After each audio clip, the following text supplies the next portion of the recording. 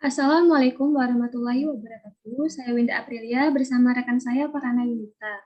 Kami dari kelompok Palembang 11 dengan judul artikel kami yaitu Kerajinan Kain Tenun Tradisional Tajung di Kelurahan Tuan Kentang Palembang tahun 2017 sampai 2021. Nah, adapun alasan kami memilih skup dari tahun 2017 ini dikarenakan pada saat itu geria kain tenun tradisional di Kelurahan Tuan Kentang itu didirikan oleh Gubernur dan Bank Indonesia. Lalu sampai pada tahun 2021 di sini kami ingin melihat bagaimana perkembangan kain tenun tajung serta perkembangan sosial ekonomi masyarakat perajin kain tenun tajung di Kelurahan Tuan Kentang, Palembang selama masa pandemi ini. Nah, adapun kakak mentor kami yaitu Kak Nadila dengan tujuan jurnal kami yaitu jurnal Adestia Sinta 3, jurnal sejarah dan pembelajarannya dari Universitas PGRI Madiun. Terbit pada bulan Januari sampai pada bulan Juli, dan ini merupakan salah satu tugas PPSL yaitu pengembangan penelitian sejarah lokal pertemuan kelima. Nah, di sini kami telah merevisi dari hasil revisi kakak mentor dengan asisten dosen kami. Di sini kami telah menulis artikel kami dengan jumlah halaman 9 halaman dengan sumber berkisar 10 lebih. Nah, di sini kemudian kami memasuki penelitian terdahulunya, penelitian yang dilakukan oleh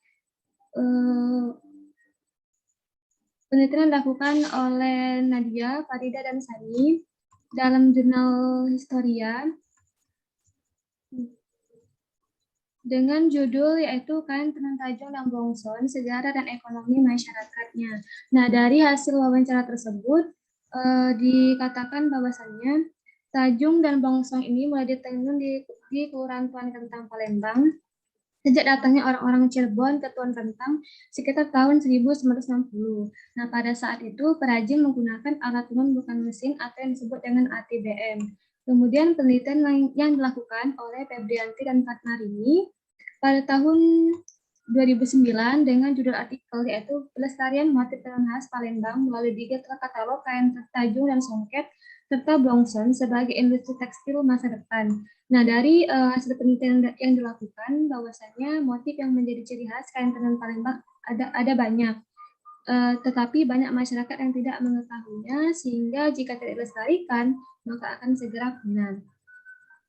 Nah, di sini dari judul penelitian terdahulu ini kami tertarik untuk membahas mengenai kerajinan kain tenun tradisional Tajung. Nah, karena banyak masyarakat yang belum mengetahui kain Tajung tersebut. Jadi, itulah alasan kami untuk mengambil atau mengangkat judul artikel mengenai kerajinan kain tenun Tajung.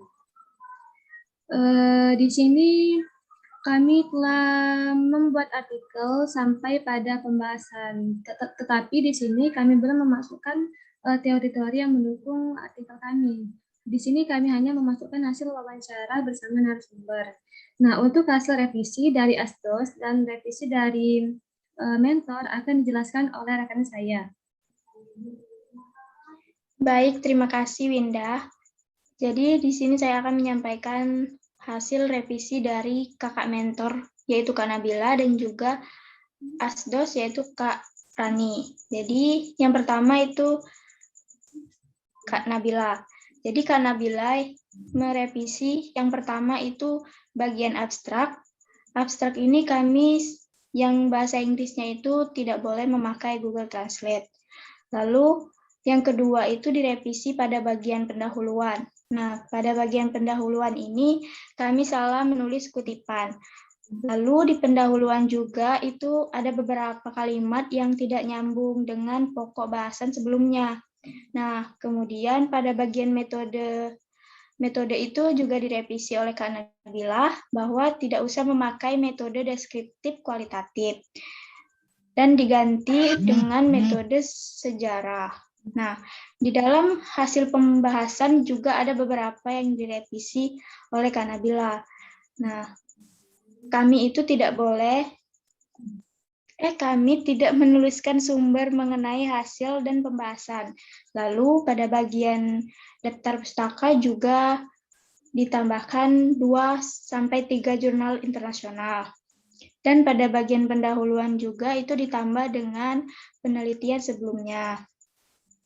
Lalu untuk yang kedua, dari revisi Kak Rani, yaitu yang pertama, judul itu harus sesuai dengan format yang dituju. Yang kedua itu kesalahan dalam menulis sumber. Nah, yang ketiga, kesalahan dalam mengetik. Yang keempat itu pada bagian pendahuluan, penjelasan kain tajung itu terlalu sedikit.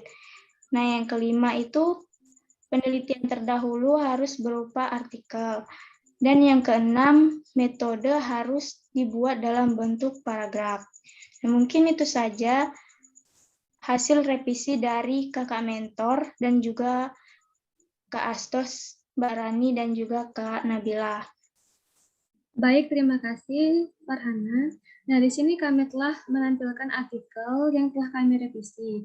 Kami di sini juga telah merevisi sesuai dengan query, kemudian sistematika kalimat, kata pengikat, dan jumlah sumber.